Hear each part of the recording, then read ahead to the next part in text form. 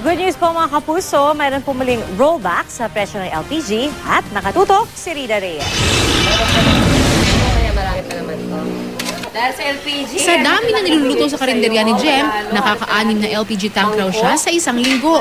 Kaya ang pinakahuling rollback sa presyo ng LPG ay magandang balita para kay Jem. Sobrang blessing naman yun sa mga katulad namin na maliliit akong businesswoman. Kasi kumbaga sa ganung kalit lang, mas may save kami, mas may bibili pa namin yun ng mga panibagong potahe. Simula kaninang hating gabi, piso ang ibinawa sa kada kilo ng LPG.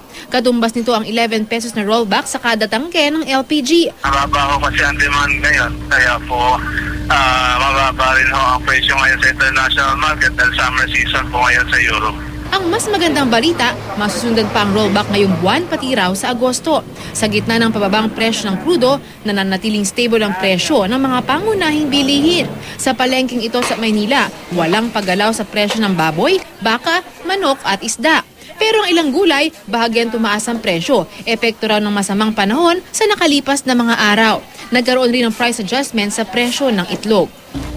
Sa ngayon kasi ang production ng itlog kulang hindi katulad nung summer na sawa tayo sa itlog.